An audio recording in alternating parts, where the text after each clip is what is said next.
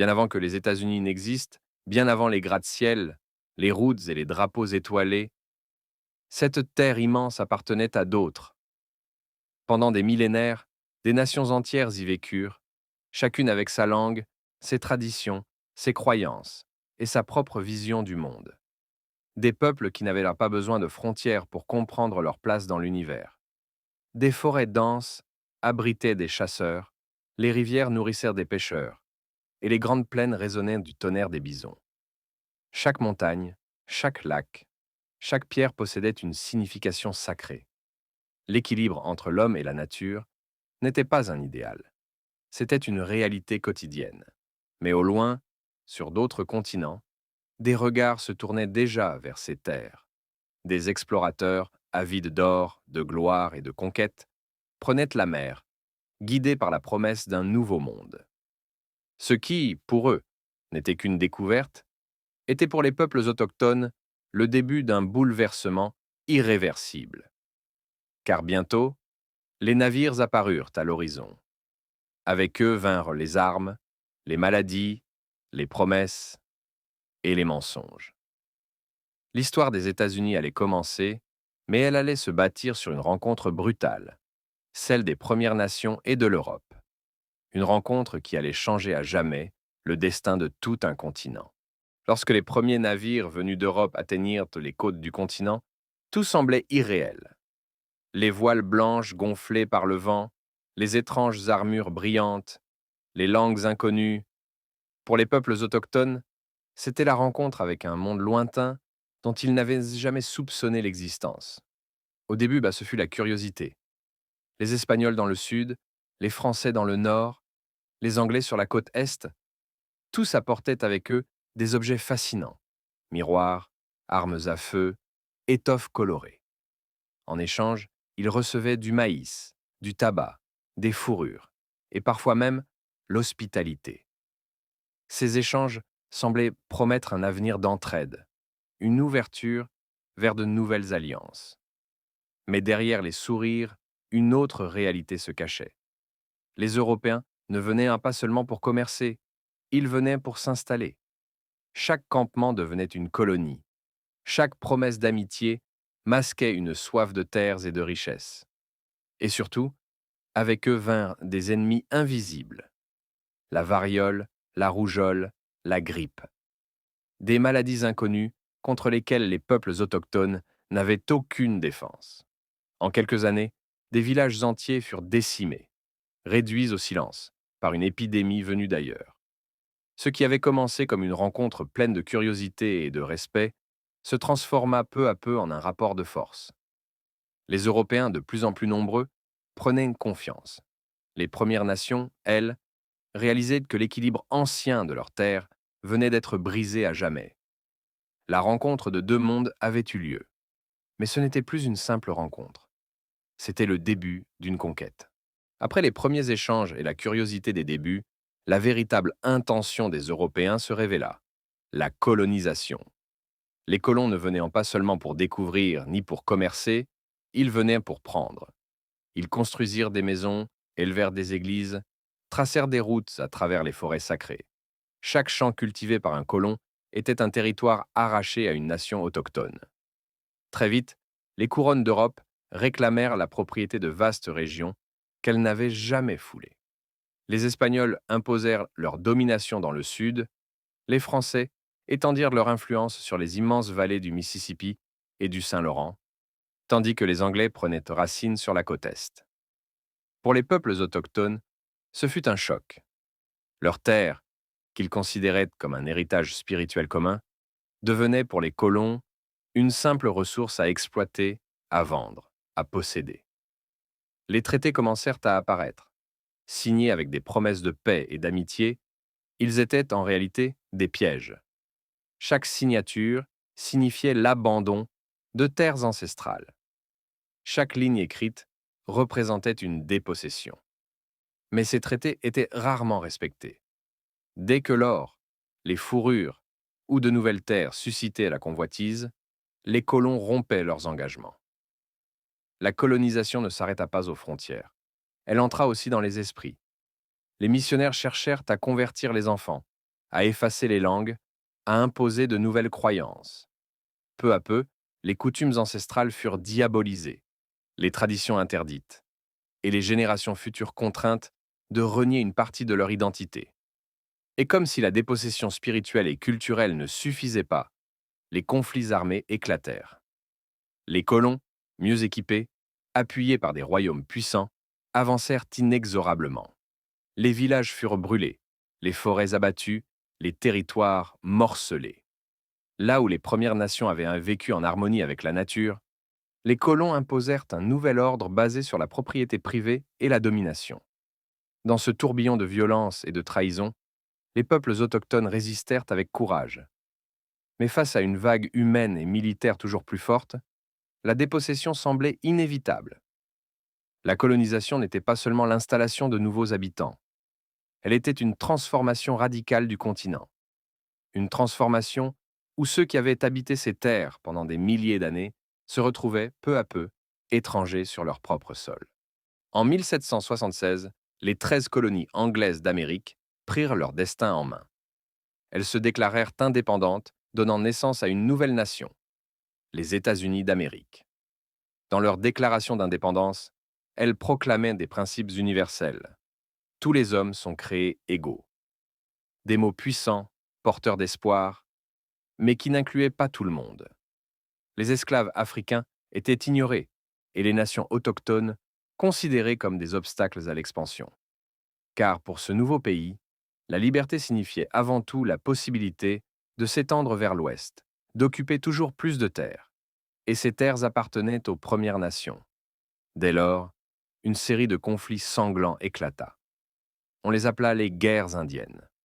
Pendant près d'un siècle, des batailles, des embuscades et des massacres se succédèrent. Les Cherokees, les Sioux, les Apaches, les Cheyennes, les Comanches et bien d'autres se levèrent pour défendre leur peuple et leur territoire. Ils se battirent avec courage, utilisant leur connaissance du terrain, leur ruse et leur détermination. Mais face à une armée mieux équipée, soutenue par un État en pleine expansion, la lutte était inégale. Parfois, les guerres prirent la forme de négociations rompues, de traités brisés.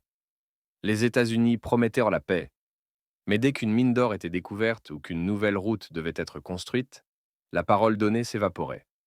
Les villages étaient attaqués, les terres confisquées, les familles déplacées. Certains épisodes marquèrent l'histoire par leur cruauté. Le massacre de Sand Creek en 1864, où des centaines de femmes et d'enfants furent tués.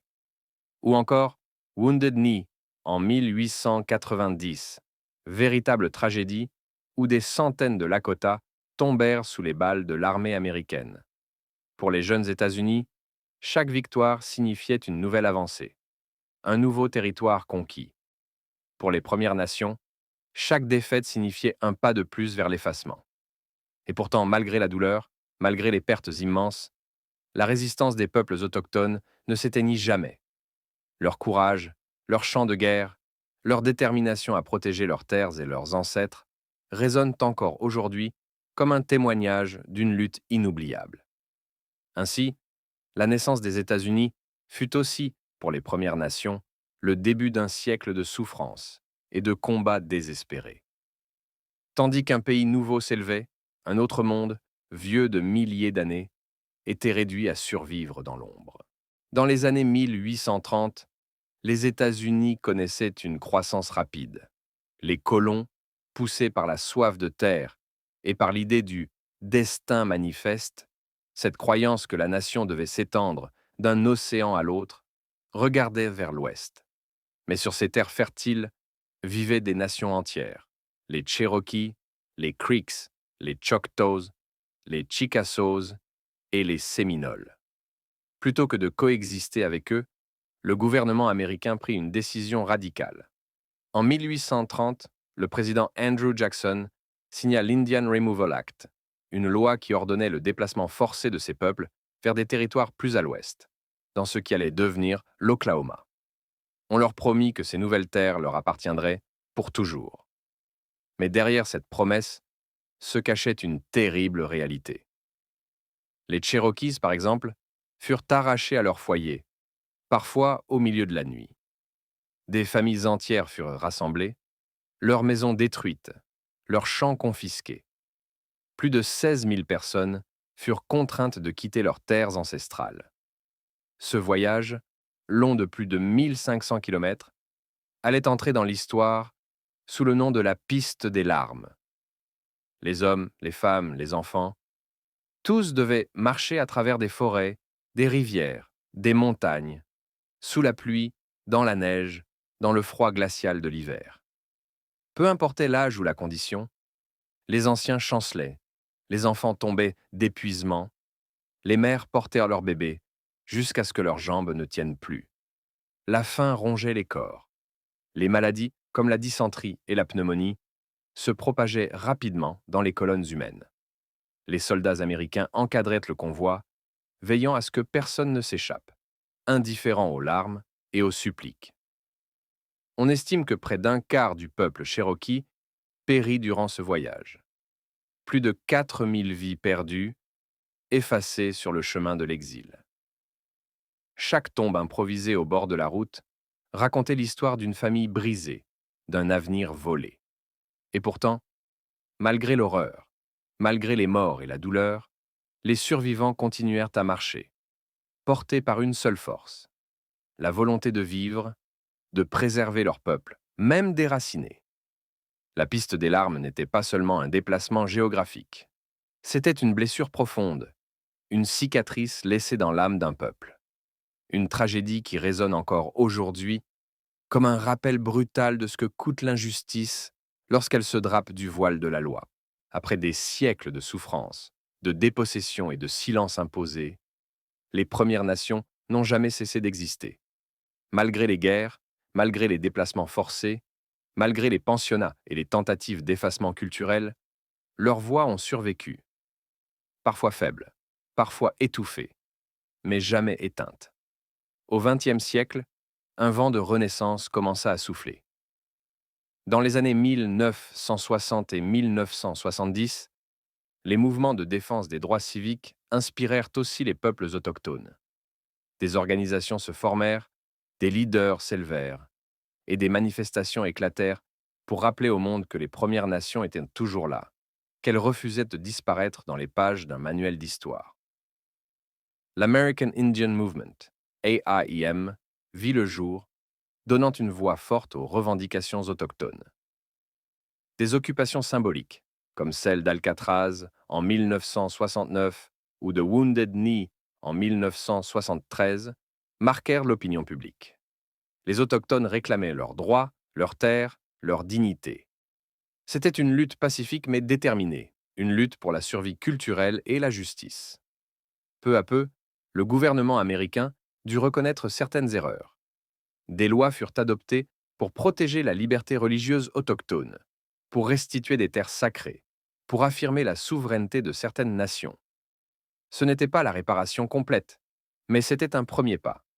Aujourd'hui, une nouvelle génération d'Autochtones porte haut l'héritage de ses ancêtres. Les langues, autrefois menacées de disparition, sont réapprises dans les écoles communautaires. Les chants traditionnels résonnent de nouveau dans les powwows, les cérémonies et les rassemblements. Les artistes, écrivains, cinéastes et musiciens autochtones racontent leur propre histoire, loin des clichés. Dans les universités, dans la politique, dans les grandes villes comme dans les réserves, une renaissance culturelle et identitaire s'affirme. Les jeunes autochtones marchent avec fierté, habillés des couleurs de leur peuple, mais aussi ancrés dans le monde moderne. Ils prouvent qu'on peut être à la fois héritier d'un passé millénaire et acteur du présent. Pour les États-Unis, la reconnaissance reste incomplète. Les blessures de l'histoire sont encore ouvertes, les inégalités encore visibles. Mais un dialogue existe, fragile, imparfait, mais réel.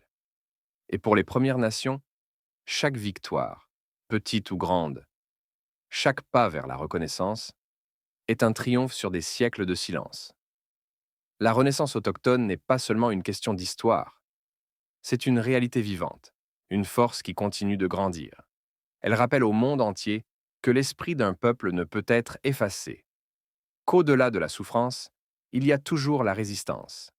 Et qu'au-delà de la résistance, il y a la renaissance. L'histoire des États-Unis n'est pas seulement celle d'un pays puissant, c'est aussi celle des nations premières, dont la mémoire résonne encore dans chaque rivière, chaque montagne, chaque souffle de vent. Connaître cette histoire, c'est reconnaître que ce continent a deux âmes, et qu'elles doivent coexister.